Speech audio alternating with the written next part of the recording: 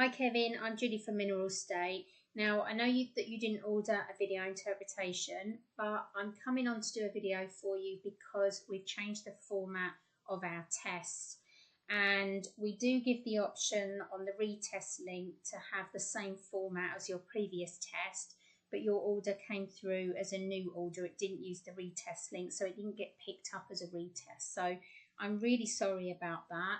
But basically, I've rewritten the report because I wanted to make it more user-friendly, and I'm hoping that that's what I've done. But it would be really good to have some feedback from you, given that you've done the previous test. So there are some differences, which is why I'm doing the video. So I've got your previous test here as well, and yeah, I'm just going to run through so that you understand the difference between the tests, and also because we haven't got the previous results on here, so you'll have to look at your other test result and compare it. But I'm going to go through it anyway. So the main thing that I wanted to look at was the toxic elements. So in fact, I wonder if I can get this side by side. Let me just pause and see if I can do that. Okay, I think that's worked. I'm really proud of myself now. So, okay. So we've got the toxic elements were really a problem for you before. So this test was done. So it's a year, yeah, practically a year's difference. So you had really high levels of toxins, and I'm going to assume that you've been doing some work to reduce these toxins, because over here we are seeing that all of your toxic levels are within the reference range. So that's really good and very significant. So even, I mean, you can't see the arsenic there because I've got this in the way. There we go. The arsenic level is really, really low. So everything here in terms of toxins is good. So that's absolutely brilliant for the starting point. However, we do have some things that have improved. I think the best thing to do is to go onto the ratio. So basically, the nutrient elements, this blue section, is very similar to this section. We've moved boron into the additional elements, and we do not charge now to add that on as an extra. So you'll see it down in here with cobalt as well. So those two are in the additional elements, and everything else is the same. We've adjusted the ranges slightly because we've now got sufficient data in the European countries to run the reference ranges more suited to the UK and Ireland and the European countries versus the data that we were using before, which was the American data. Unfortunately, the American references don't take into account the health statistics in the European zone, and also the mineral contents. So there's been a slight adjustment on the ratios, on the ranges I mean. So only slight, but there will be some differences. However, we're still looking at the same minerals, we're still looking to be within the reference ranges, and we're looking at the ratios in particular. So these sections are all pretty much the same. We've taken quite a few of these additional elements out because there's actually no data for whether they are relevant when it comes to health. So we've stripped those out, and we've put the ones in that we know that we've got really good data on. So very important, and the same with these toxic elements as well. So when you get to the nutrient ratios, I've done it in a different format. Just gives this dial, which I think, because I was trying to make it more user friendly for people that aren't used to looking at these charts, I'm hoping that this is good. But basically what we're looking at on the ratios is a comparison between what you were before and what you are now. So we can see your ratios over here before were very problematic. We've got quite a few out of the range, and some of them haven't changed, and that doesn't necessarily matter because there's been a significant shift in your body and your body needs to go into repair, having removed those toxins. So the good news is that the sodium to potassium, which is the most important ratio, we often will refer to this as the vitality and life and death ratio. Now, it has increased to up to 1.2 from where it was, which was less than 1. So when we see the sodium and potassium levels so low, it is really a problem because it's impacting every single cell in the body. So even to lift it from an extremely low to a low is actually good progress. So that is very significant on its own. But we are seeing some other ratios that are also changing. Some not necessarily as good, but we've got reasons for them. So for example, this one here, the sodium and magnesium is the stress response by the body. It's at 45 at the moment. The ideal range is 4, and before you were at 13. So still high, but it's gone up higher. And the reason why it does that is when the body's had such a big detoxification process that it's been going through, it's very stressful, and it pushes up the stress response in the body. It pushes up the sodium and potassium here, which we're seeing high levels. Normal for a fast metabolizer, but also high because of that changing in the toxic picture here. And yeah, it just means that the body's been going through a process, so it basically speeds up everything in order to process those toxins through. So when we're looking generally at things like calcium to potassium, we've got a faster thyroid figure here. Before it was 0.57, it's now 0.28. So again, it's like the body speeds things up in order to process things through. It's done that, so it should start to adjust itself as long as you're doing the things to support your body, especially through diet and stress management, etc. Really, really important. But just to kind of look at each individual ratio, we've got calcium and magnesium. Not much change there. It wasn't A, it's now a 10.5. Not too far off the range, to be honest. We've adjusted our range. Under this one, you'd be at the top end of the range, so it would be acceptable. We've got different reference range for calcium and magnesium because of that influence on the European data that we've now got access to. So we're a little bit high. It just means that we're a little bit dominant on calcium. We still need magnesium, basically. And you just need to be careful with blood sugars. So you need to be able to slow down how your body's using energy, and the best way to do that is by making sure that there is a higher amount of protein and fat in the diet. Really, really important. The calcium to potassium ratio we've spoken about. The calcium to phosphorus ratio, which again determines that rate of turnover in the cell, is still low and still fast, and it's a bit like with the thyroid. Everything is just going slightly faster because it's just clearing everything through. Iron to copper is a little bit lower again. Sometimes we see that happen in this scenario because the immune system's involved here as well. Sodium to potassium has recovered slightly, and that's the one that I'm most excited about because it is the most important ratio, and it's good that it's going in the right direction. Sodium to magnesium, we know, is high. Zinc to copper is not far off where it was before. So again, we've got this involvement with the immune system and the hormone balance. So there are going to be, a lot of these ratios are still going to be slightly off. I just want to have a look at the toxic ratios. Iron is a little bit low to lead, and calcium is a little bit low to lead, but within the acceptable range. So you've got adequate nutrients for the toxins, and before, you were really struggling here with these two. They were really low. They're acceptable now, so there has been some improvements. Okay, let me close this one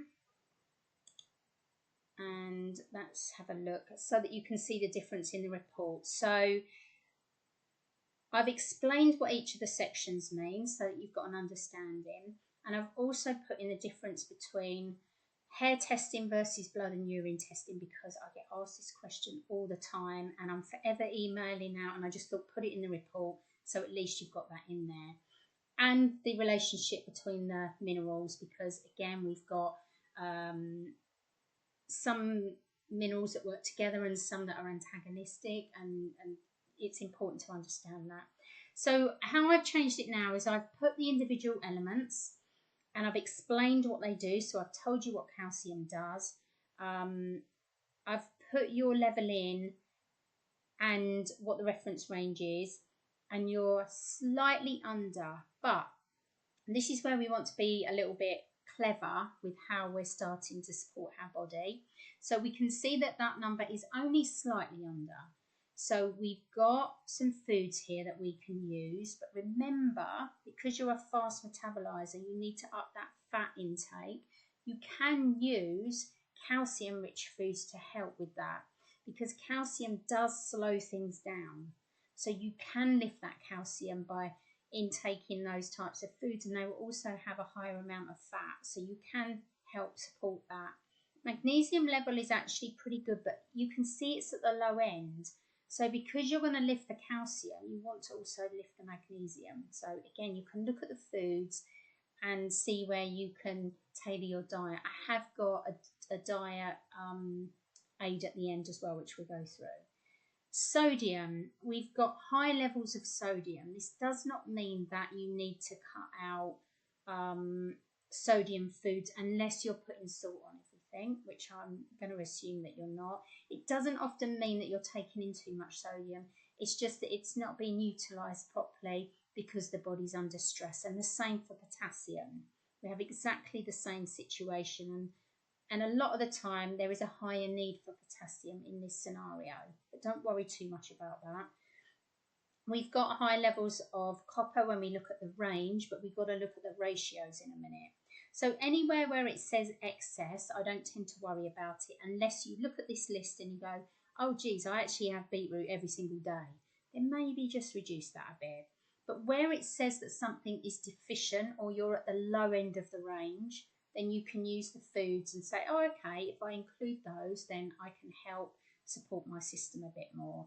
This one's a classic one, iron. Iron levels are on the low end. We know that we need more iron to help support those, to make sure those toxins don't build up again. But iron is most likely to have been depleted because you've gone through a detoxification. But again, you can see some of the foods here that can help lift that iron. Manganese is low. This again, you've got some foods there. And it just goes down, and I've put the foods in that are high in those elements, and I've told you what they do. So I'm really hoping that this is helpful. Then, when you get down to the next section, I've got the toxic elements. I've explained what they are and where you might find them. But to be honest, you're hitting all within range here now. So it's a very significant change, which is excellent. The ratios are the most important. So we're looking at calcium to magnesium. It says that it's too high, but remember the calcium level individually was a bit low. So because you need to increase magnesium here, but your calcium is low, you actually need to lift both of them. So when you're looking at this, it's just telling you what the balance in the ratio is. You need more magnesium to the calcium, but individually calcium is deficient. I hope this makes sense. So look at those foods and you can lift the calcium, but you must do it in conjunction with magnesium because they work together. So this is the blood sugar ratio. So I've explained again what these are, known as the blood sugar ratio. What is it doing? It stimulates insulin release, and it's helping with how glucose is metabolized. So very, very important. Sodium and potassium, the life or death ratio. I mean, you couldn't get more important than that, right? So when we've got a situation where the body's been under stress, we will see that this gets pushed down. There is a need to put both of these nutrients in balance. And the way that you can do that at the moment is to, well, it says to reduce the intake of potassium, but what you need to do is to make sure that that diet has got the protein and the fats in there, and you're putting in any form of stress management. The zinc and copper is too low. It's telling you need to lift the zinc up a bit. It's telling you to reduce the copper, but go back and look at the individual copper to see what you need to do there. Calcium and potassium is very low. So here it's telling you to reduce intake of potassium. Before, wasn't it telling you to increase it? No, it was reducing, that's fine. Okay. And increasing the intake of calcium. So because in balance, the way that the body's working, utilising these for the thyroid, we haven't got sufficient calcium here in order to make that work properly. So everything is running too fast. Hyperthyroidism, fast running thyroid, we need to slow things down.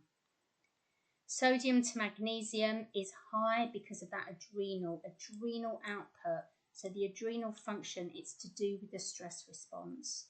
We can see this get disturbed by heavy metals. So it might be that this is pushed up. In fact, I suspect this is the case. It's pushed up because you've been clearing those toxic elements.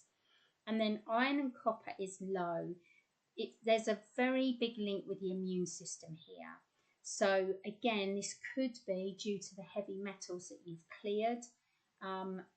Sometimes we use this ratio to give us an idea of if there is a viral infection or a bacterial infection. This is low, so it could signify a copper-induced iron deficiency, but I think that most of the issues with your ratios are because you've cleared a lot of toxins. Okay, then I've put this section in about hormones so that there's a little bit more information about where am I with my hormones, because again, I get asked about it a lot. The thyroid is part of the endocrine system. These are the elements that are involved there. The adrenals and the stress response, it's explaining this. The role of zinc and copper and the link with the neurotransmitters and the sex hormones. And then your metabolic type is fast. It was fast before, and it explains, what that is in terms of we've got a very fast running thyroid and we've got elevated functioning adrenal glands. So we've got increased need for nutrients, energy fluctuations, and we've got a very low calcium to potassium ratio and a high sodium to magnesium. So fast running thyroid, fast running adrenals is basically what this fast metabolism is, which is completely normal if you're a child, but not if you're, I think you're 30 years old, 31? Yeah, so you want to slow things down basically. And then I've put in the diet. So it's saying here what the characteristics are and what we're aiming to do. We need to stabilise the energy and what we can do to do that. So some of the things that are helpful can be hydration, magnesium and calcium, adaptogens, but we can also use things like the adrenal support that we've got on our website, but diet is so key. So I've put the emphasis on the diet, and I've actually taken out the supplement recommendations on this report because I feel that it's not because we don't have all the information about you. I feel that supplement prescribing should be done on an individual one-to-one basis. So I've taken that out, but don't forget that you've got each of the individual nutrients. You can see what you need to focus on. So I am looking at the moment as to whether there is an option to do something with the supplements, but before we used to generate the report and there was a lot of supplements in there, and then I'd get asked so many questions because people are on medications or they're already on supplements. I've decided to take it out. So I think overall your report shows that your toxic levels are now normal, which is brilliant, and there's just going to be a process to go through to rebalance everything now that that's been done. So it takes a little bit of time, but it would be great to have your feedback on the new report, and if you've got any questions, please let me know. I hope it's been helpful.